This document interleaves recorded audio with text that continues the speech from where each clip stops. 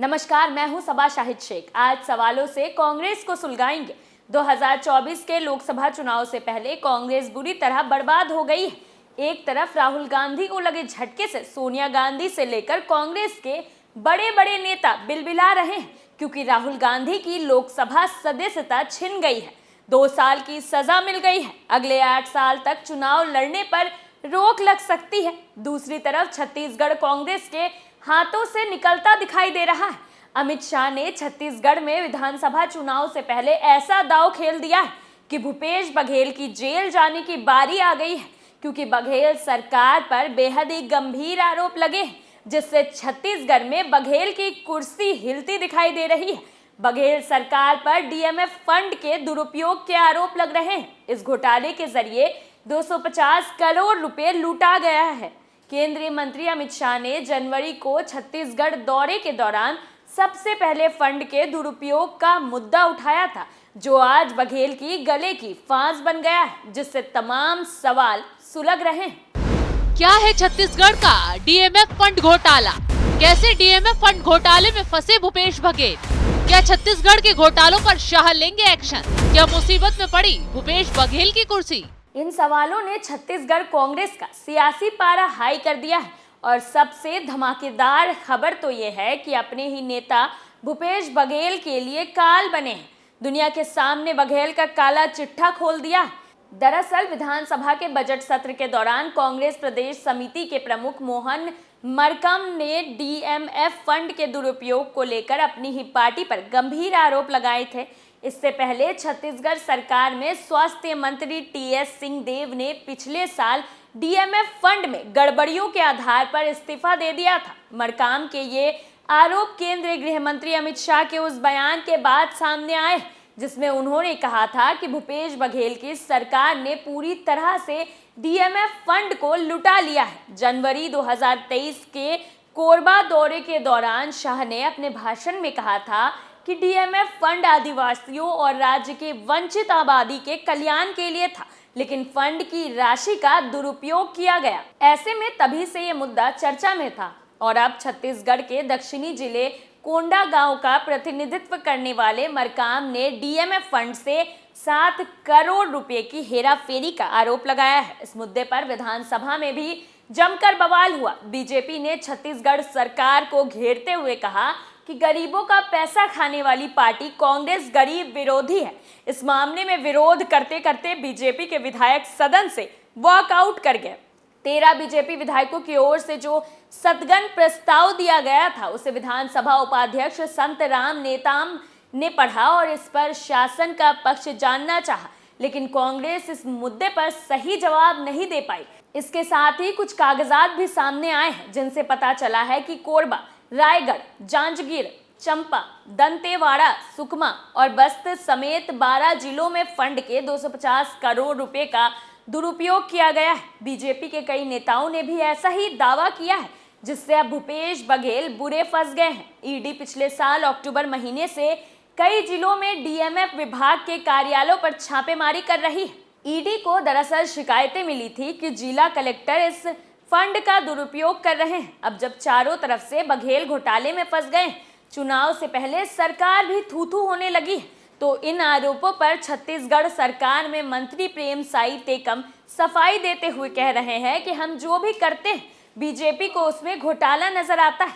मैं हमारे मंत्री रविंद्र चौबे की राय से सहमत हूँ। फंड दुरुपयोग की जांच की जा रही है और इसमें शामिल लोगों के खिलाफ सख्त कार्रवाई की जाएगी। तो आगे धमाकेदार खुलासा करे उससे पहले डीएमएफ फंड क्या है, चलिए ये बताते हैं। दरअसल डीएमएफ एक गैर लाभकारी ट्रस्ट है, जिसकी स्थापना माइंस एंड मिनरल्स एक्ट 2015 के तहत की गई थी। डीएमएफ फंड को जिला स्तर पर इकट्ठा किया जाता है, जिसमें तगड़े लेवल पर घोटाला किया गया। अब भूपेश बघेल की भी उल्टी गिनती शुरू हो गई है, क्योंकि इस केस में सीबीआई के हाथ कई सबूत लग चुके हैं, जिससे भूपेश बघेल का नपना तय है। वैसे भी राज्य में जल्द विधानसभा चुनाव है, और चुनावों से पहले कांग्रेस का घोटालेबाजी में घिरना गंभीर मुद्दा मिल गया है। बीजेपी ने बघेल के खिलाफ मोर्चा खोल दिया है। कहा जा रहा है कि जल्द सीबीआई छत्तीसगढ़ में बड़ा धमाका करने वाली है, क्योंकि बघेल सरकार के एक दो नहीं बल्कि कई घोटाले हैं जिन पर बवाल कट रहा है।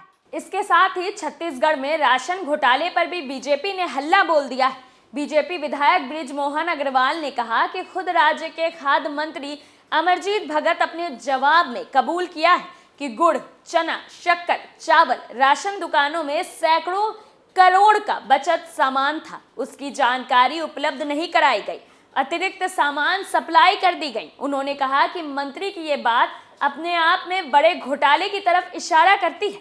साथ ही बृजमोहन ने यह भी बताया कि जब केंद्र सरकार ने आंकड़े भेजे उसके बाद राज्य में जांच की कार्रवाई शुरू की गई, पर ऑटोमेटिक पोर्टल बंद कर दिया गया। मामले को रफा दफा करने की कोशिश की गई। उन्होंने आरोप लगाते हुए कहा कि ये सरकार गरीबों के हक में सेंध लगा रही है। ये गरीबों की थाली में खाना चुराने वाली सरकार है। सरकारी भ्रष्टाचार का ये अनूठा नमूना है जो गरीब परिवारों तक को नहीं बख्श रही। साथ ही बीजेपी की तरफ से कहा गया है कि ये 1000 करोड़ का राशन घोटाला प्रमाणित है। बावजूद कांग्रेस की ये सरकार विधानसभा की समिति से जांच की हमारी मांग को ठुकरा रही है। यहाँ मंत्री गड़बड़ी स्वीकार कर रहे हैं, घोटाला प्रमाणित तौर पर दिख रहा है। बावजूद विधानसभा की समिति से जांच अस्वीकार करना ये दर्शाता है कि इस घोटाले में मुख्यमंत्री सहित मंत्रिमंडल के सभी सहयोगियों की भी भूमिका है। इसलिए बवाल के लिए बीजेपी की मांगों को दरकिनार किया जा रहा है। तो अब छत्तीसगढ़ कांग्रेस की सरकार कितना भी बचने की कोशिश कर ले, उसकी उल्टी गिनती शुरू हो गई है। कांग्रेस पर अब काल आ गया है। ये लोग जांच एजेंसियों के खिलाफ कितना भी बवाल काट ले, जब आला कमान तक के नेता नहीं बच पा रहे हैं तो ये लोग कैसे बच सकते हैं? क्योंकि राहुल गांधी भी कहीं मुंह दिखाने लायक नहीं रहे हैं। पीएम मोदी के सरनेम के साथ बदजुबानी करना राहुल गांधी को बड़ा भारी पड़ गया है। न सिर्फ उन्हें सूरत कोर्ट ने 2 साल की सजा सुनाई है, बल्कि उसके अगले दिन ही राहुल गांधी की लोकसभा सदस्यता खत्म कर दी गई।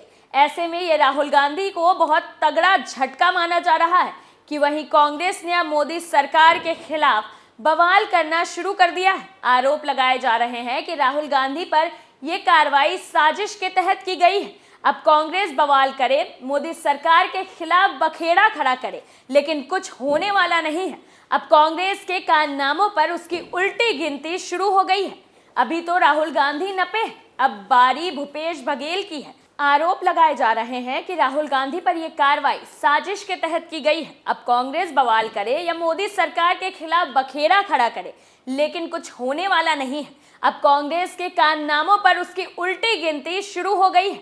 अभी तो राहुल गांधी नपे, अब बारी भूपेश बघेल की आ गई है, जिन पर जल्द ही बड़ा एक्शन लिया जा सकता है। सुलगता सवाल में आज के लिए इतना ही। नए मुद्दे के साथ फिर पेश होंगे, तब तक के लिए देखते रहिए कैपिटल टीवी। नमस्कार।